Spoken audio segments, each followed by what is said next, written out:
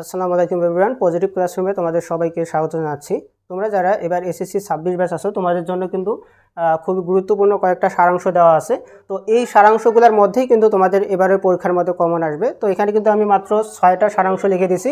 এই সারাংশগুলো কিন্তু তোমাদের যে বাংলা দ্বিতীয় পত্র বোর্ড বইটা আছে বা মূল বইটা আছে, এই বাংলা দ্বিতীয় পত্রের বইয়ের মধ্যেই কিন্তু এই সারাংশগুলো কিন্তু দেওয়া আছে। তো এখান থেকে পড়লেই কিন্তু তোমাদের পরীক্ষার মধ্যে কমন আসবে, ঠিক আছে?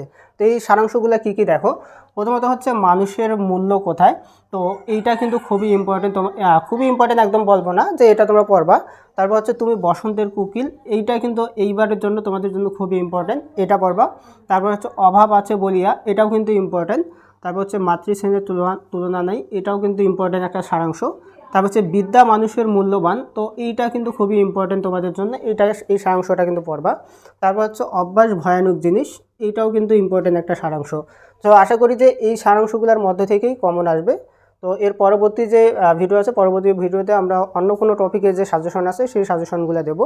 এছাড়াও তোমাদের যে ক্যালকুলেটর ব্যবহারের নিয়ম বা ক্যালকুলেটর ট্রিক, তারপর হচ্ছে তোমার ফিজিক্স ম্যাথ এইগুলার যে এমসিকিউ শর্ট ট্রিক আছে, এইগুলো কিন্তু আমাদের চ্যানেলে দেওয়া আছে এবং আমরা প্রতিনিয়ত কিন্তু এইগুলো দেবো এবং তোমাদের পরীক্ষার আগ পর্যন্ত কিন্তু দেওয়া থাকবে। মানে পরীক্ষার আগ পর্যন্ত প্রতিদিনই কিন্তু আমরা এমসিকিউ শর্ট ট্রিকগুলো দেবো।